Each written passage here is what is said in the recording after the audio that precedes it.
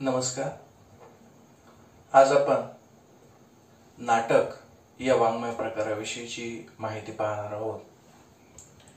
जेव्हा आपण नाटक असं म्हणतो तेव्हा महाराष्ट्राचा आणि नाटकाचा फार जवळचा संबंध आहे. महाराष्ट्राला नाट्यवेडा असं सुद्धा म्हटलं जातं.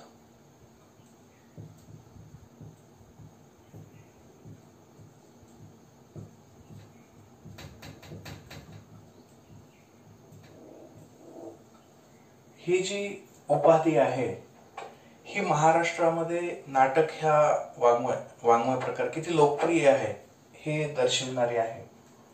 महाराष्ट्रामध्ये वेगवेगळ्या प्रकारच्या नाट्य स्पर्धा घेतल्या जातात. एकांकिका स्पर्धा घेतल्या जातात.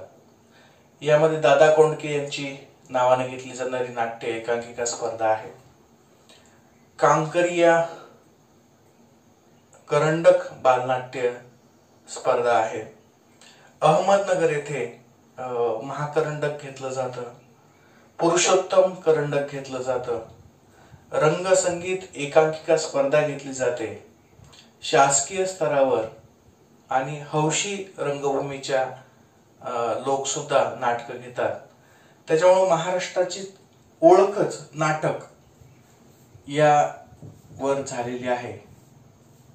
आणि त्यामुळे जर तुम्ही सुरुवातीला पाहिलं, स्वातंत्र्याच्या पूर्वी महाराष्ट्रामध्ये भरपूर नाटककार होते, भरपूर नाटक कंपन्या होत्या.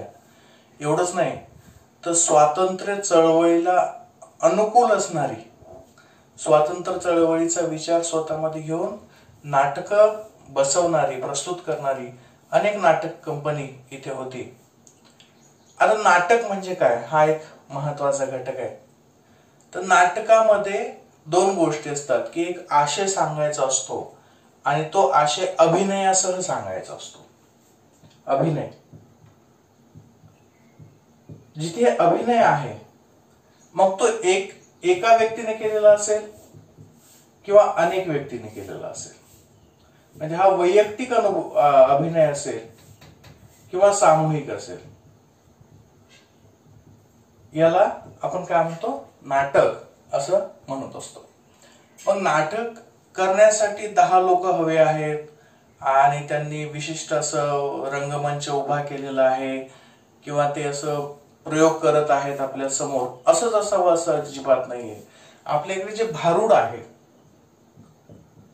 हे सुद्धा एका प्रकारचं नाटकच असतं. भारूड तुम्ही ऐकलं असेल, संत एकनाथांच्या नावावर आणि इतर अनेक संतांच्या नावावर भारूड आहेत. तर ही भारूड सुद्धा काय आहे, तर एका प्रकारचं नाटकच आहेत. आणि म्हणून नाटक हे अनेक पातळ्यांवर अनेक पद्धतीनं सादर केलं जातं. त्यामुळे नाटकाला विशिष्ट बंधनं आली नाही. अभिनयासह तुम्ही काही सादर करा ते एक नाटक होऊन जातं. आणि म्हणून नाटक हा वाङ्मय प्रकार फार महत्वाचा आहे. नाटक वाङ्मय प्रकाराचं खास वैशिष्ट्य म्हणजे त्याच्यामध्ये जिवंत व्यक्ती असो, मृत व्यक्ती असो, पौराणिक व्यक्ती असो, काल्पनिक व्यक्ती असो, एखादा ऐतिहासिक व्यक्ती असो किंवा माणूस असो किंवा नसो, प्राणी असो, त्याला सुद्धा आपण बोलतं करू शकतो. त्याचं सुद्धा आपण कथानक लिहू शकतो. ते कथानक संवादात्मक असेल, लोक बोलतायत त्याचं नाटक होतं. अभिनयात्मक असेल, फारच मोठा अभिनय केला जात असेल, ते सुद्धा नाटक होतं. त्याच्यानंतर नृत्यात्मक असेल, आपल्याकडे नृत्यात्मक नाटकाची सुद्धा एक परंपरा आहे. लोक नाचत नाचत सादर करतात. संगीत स्वरूपाचं असेल किंवा काव्यात्मक स्वरूपाचं असेल किंवा काही नाटकं तर अशी आहे, ब्रेख्त नावाचा जो एक अभ्यासक होता त्यांना असं नाटक केलं की मूक नाट्य, त्याच्यामध्ये कोणीच एकमेकांसोबत बोलत नाही, फक्त येतात आपले आपले कामं करतात निघून जातात आणि तिथं अजिबात आवाज येत नाही, परंतु तरीही ते नाटक असतं. जर आपण रेडिओवर नाटक ऐकतो तेव्हा ते काय असतं, आपल्याला रेडिओवरून दिसतं का कोण काय बोलतोय, म्हणजे ऐकू येतं बोलतं कोण काय बोलतोय ते, परंतु कोण कसा अभिनय करतोय, त्याच्या चेहऱ्यावरचे हावभाव कसे आहेत हे आपल्याला दिसतं का, तर अजिबात दिसत नाही. रेडिओवर दिसत नाही. तर रेडिओवर फक्त आपण ऐकतो, परंतु ते संवादात्मक असतं आणि संवादात्मक असल्यामुळं ते आपोआपच काय होतं, तर आपल्याला ते नाटक आहे असं जाणवतं.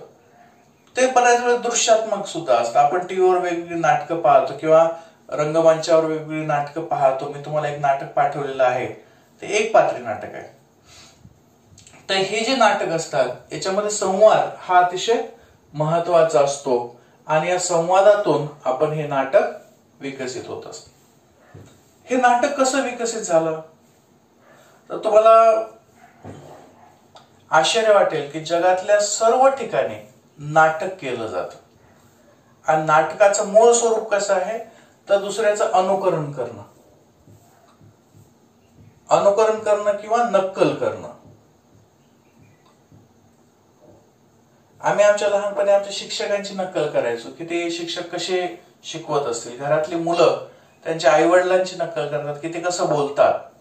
तर हा जो नकला करणं नावाचा जो प्रकार आहे त्याच्यामधून जर तुम्ही एखाद्याची सलग नक्कल केली, सलग एकमेकाची नक्कल केली किंवा काही प्रसंग तयार केले आणि या प्रसंगामध्ये आपले सर कसे बोलतील, आपले आई वडील कसे बोलतील, आपले मित्र कसे वागतील, हे जे विनोदी अंगानं किंवा गंभीर स्वरूपाचं जे सादर केलं जातं त्याला नाटक असं म्हणतात.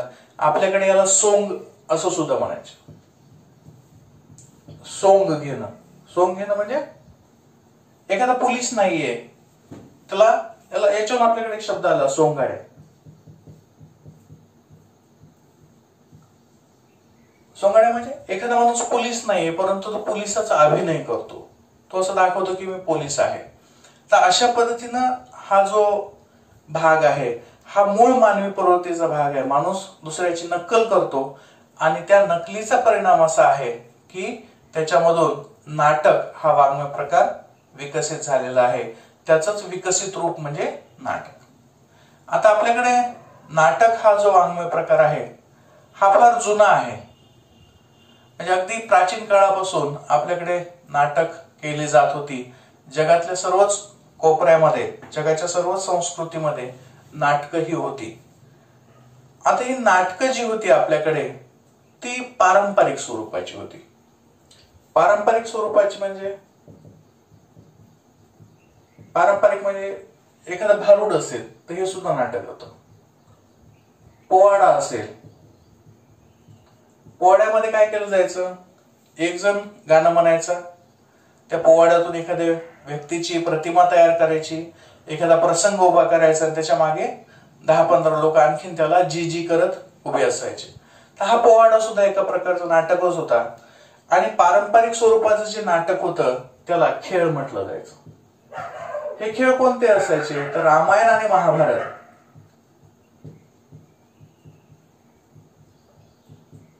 रामायण आणि महाभारत यांचे खेळ केले जायचे.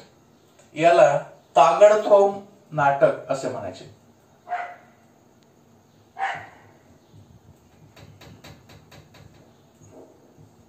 तागडथोम म्हणजे एकानं रामाची वेशभूषा करायची, एकाची लक्ष्मणाची करायची, एकानं रावणाची करायची आणि त्यांच्या कथानकाप्रमाणे ते सगळं सुरू करायचं. पण त्याच्यामध्ये गंमत असायची की मुख्य जो कथा भाग आहे तो त्यांना माहित असायचा. कथानक माहिती असायचं, माहिती असणं ते लिहिलेलं नसायचं. त्याची संहिता नसायची. म्हणजे तुम्हाला त्या प्रसंगी जे वाटेल ते तुम्ही बोलायचं. म्हणजे राम आहे आणि रावण आहे, त्यांचं युद्ध चालू आहे, तर त्यावेळेस रामानं जसा बोलला त्याच्यावर रावणानं बोलायचं. त्याला लिखित संहिता नसायची, त्याला कोणतंही बंधन नसायचं. अभिनय कसा करायचा, काय करायचा हे त्यांनी परंपरेने ठरवलेलं असायचं. म्हणजे एखाद्यानं जर एखादं नाटक किंवा रामायणातला एखादा प्रसंग या गावामध्ये बसवला तर त्याचे संवाद वेगळे असायचे आणि दुसऱ्या गावातले त्याचे संवाद वेगळे असायचे. हे उत्स्फूर्त असायचे. उत्स्फूर्त म्हणजे त्यावेळेला जे आठवेल ते त्या नाटकानं हनुमानानं बोलायचं, त्यावेळेस जे आठवेल ते त्यानं रावणानं बोलायचं. जे प्रसंग असेल, लोक हसतील, लोकांचं मनोरंजन होईल अशा पद्धतीनं वातावरण पाहून आपल्या संवाद म्हणायचे. याला ते तागडथोम नाटक असं म्हणतात. आणि हे तागडथोम नाटक आपल्याकडे वापरलं जायचे. याला दशावताराचे खेळ हे आपण म्हणतो ना, दशावतार. हे दशावताराचे खेळ म्हणजे हे नाटक असायचं. तर ह्या नाटकापासून पुढच्या काळामध्ये भारतामध्ये नाटकाची एक वेगळी परंपरा विकसित झाली आणि ही परंपरा विकसित होण्यामागे इंग्रजी नाटक हे सगळ्यात महत्वाचं ठरलं. म्हणजे इंग्रजांकडे सुद्धा नाटकाची एक परंपरा होती आणि ही जी नाटकाची परंपरा होती ही संहितायुक्त होती.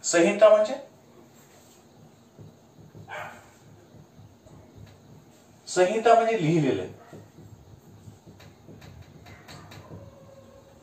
म्हणजे संपूर्ण नाटक लिहिलं जायचं.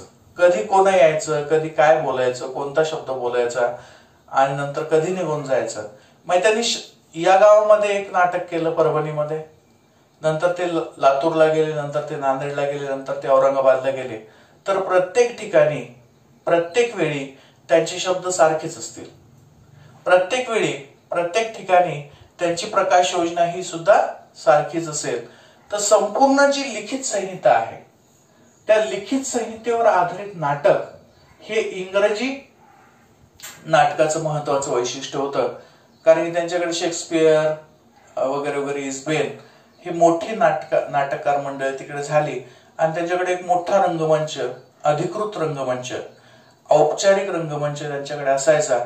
आपल्याकडे जसे पिक्चरचे थिएटर्स असतात, आपण टॉकीज म्हणतो, तशा पद्धतीच्या टॉकीज तिकडे नाटक कंपन्या मध्ये ते त्याच्यामध्ये सादर करायच्या आणि त्याच्यामुळे ते सगळं पद्धतशीर असायचं.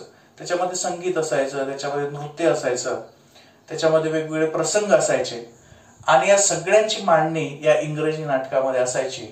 जेव्हा इंग्रजांचं आपल्याकडे राज्य आलं आणि त्यांनी आपल्याला शिकवायला सुरुवात केली, इंग्रजी भाषा आणि इंग्रजी साहित्य शिकवायला सुरुवात केली, तेव्हा आपोआपच काय झालं, तर हे जे इंग्रजी नाटक आहे हे आपल्याकडे आलं आणि आपल्याकडचं जे तागाळथोम नाटक होतं तेही इथं होतं. आणि इंग्रज लोक त्यांच्या कुटुंबासह नाटक पाहायचे.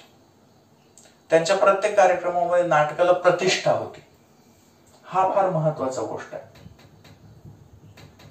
त्यांच्याकडे नाटक हे प्रतिष्ठेचं लक्षण मानलं जायचं. घर कुटुंब घेऊन सगळं ते सोसायटीमध्ये नाटक पाहायचे आणि त्याच्यामुळे इंग्लंड मधून काही नाटक कंपन्या भारतामध्ये यायच्या आणि खास इंग्रजांसाठी त्याचं सादरीकरण करायचे.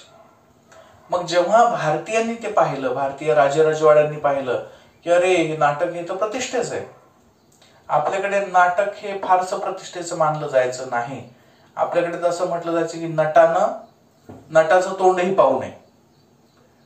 नट जो असतो, नाटककार असतो, कारण की त्याला वेगळी कारणं होती, कारण त्याच्यामध्ये लावणी, तमाशे वगैरे, नाट्य वगैरे वगैरे थोडस वेगळ्या प्रकारचं ते आपल्याकडे जायचं.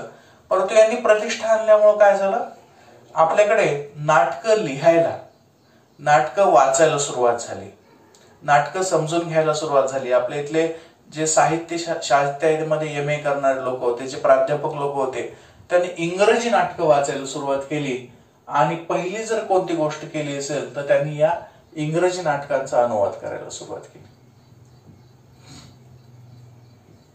अनुवाद कशामुळं? कारण की इंग्रजी नाटकं आपल्याकडे विद्यापीठामध्ये शिकवायची होती आणि ती शिकवण्यासाठी त्यांचा अनुवाद करणं आवश्यक होतं. आणि म्हणून हा अनुवाद केल्यानंतर जी नाटकं तयार झाली ती सादर केली गेली नाहीत, तिचं अभिनयासह खेळ केले गेले नाहीत, ती फक्त पुस्तकापुरती राहिली आणि म्हणून याला बुकिश नाटक असं म्हणतात. बुकिश नाटक म्हणजे केवळ पुस्तकी नाटक, फक्त पुस्तकामध्ये लिहिलेलं आहे, त्याचं सादरीकरण कोणीही करत नाहीये किंवा सादरीकरण करण्या एवढा वेळ त्यांच्याकडे नाहीये किंवा ती सादरीकरण करण्याच्या लायकीची नाहीये. अशा पद्धतीची जी नाटकं सुरुवातीच्या काळामध्ये लिहिली गेली, अनुवादित केली गेली, काही लिहिली मनानं, त्याला बुकिश नाटकं असं म्हणायचे. नंतरच्या काळामध्ये मात्र बुकिश नाटकामधून थोडस विकसित झाली नाटकाची परंपरा आणि मग किर्लोस्करांनी, विष्णुदास भावेंनी, तुम्हाला माहित असेल महात्मा फुलेंनी सुद्धा एक नाटक लिहिलेलं आहे. हे सगळं जे नाटक नावाचा जो वाङ्मय प्रकार होता तो आपल्याकडे पहिले तागाळथोम स्वरूपाचा होता, खेळ या स्वरूपात होता, पोवाडे भारुड या स्वरूपात होता. नंतर आपण इंग्रजांकडून तो बुकिश नाटक घेतले आणि याच्यानंतर आपल्याकडे स्वतंत्र नाट्य लेखनाची एक परंपरा विकसित झाली, नाटक लेखन. आणि जसे नाटक लेखन वाढलं तसं नाटकाचा प्रयोग करण्याची पद्धत सुद्धा वाढली. म्हणजे आपल्याकडे अनेक नाटक कंपन्या उभ्या राहिल्या आणि या नाटक कंपन्या विकसित झाल्या. या नाटकामध्ये सुरुवातीच्या काळामध्ये स्त्रियांची पात्र नव्हती, म्हणजे स्त्रियांची पात्र सुद्धा पुरुषच करायचे, म्हणून आपल्याकडे बालगंधर्व झाले. छत्रपती शाहू महाराजांनी सुद्धा नाटकाला मदत केली. त्या काळामध्ये असं झालं की नाटक हे प्रतिष्ठेचं मानलं जायचं लक्षण, आणि इंग्रजांकडे स्वतःच्या नाट्य मंडळात होत्या. आणि त्यांचं पाहून आपल्या इथले जे राजे रजवाडे होते, आपले स्थानिकचे जे मांडलिक राजे रजवाडे होते, त्या राजांनी सुद्धा आपापले नाटक मंडळ स्थापन केले. म्हणजे आपल्या गावामध्ये, आपल्या राज्यामध्ये एक नाटक मंडळी असावी ज्याला की राजा मदत करायचा. कारण की त्याला खूप खर्च यायचा, यासाठी वेगवेगळे मोठमोठे सेट उभे केले जायचे. तर हा जो प्रकार होता हा या नाटकामधून विकसित झाला. या नाटकाचं महत्वाचं वैशिष्ट्य जसं मी तुम्हाला सांगितलं की देशभक्तीसाठी सुद्धा या नाटकाचा खूप उपयोग झाला. आणि महाराष्ट्रामध्ये कविता ही जशी महत्वाची आहे, वैचारिक निबंध हे जसं महाराष्ट्राचं वेगळेपण आहे, तर सुरुवातीलाच मी सांगितले की नाटक हे सुद्धा महाराष्ट्राचं वेगळेपण आहे. एवढ्या नाटक कंपन्या, एवढे नाटकाचे सादरीकरण महाराष्ट्रामध्ये नेहमी होत असत, नेहमी होतात. आजच्या आधुनिक नाटकामध्ये तर खूप वेगवेगळे प्रकार आपल्याला पाहायला मिळतात. तर इथे आपण थांबूयात. याच्याविषयी जर काही हे थोडासा परिचयात्मक स्वरूपाचा हा नाटकाचं महत्व तुमच्या लक्षात यावं आणि नाटकाचा विकास कुठून झाला हे समजावं यासाठीचा हा व्हिडिओ होता. मला वाटतं की तुम्हाला समजलं असेल की आपल्याकडे नाटकाची परंपरा जी होती त्याच्यापेक्षा वेगळी परंपरा आपण इंग्रजांकडून स्वीकारली आणि आज या दोन्हीचं संमिश्रण आपण पाहतो आहोत. तर धन्यवाद.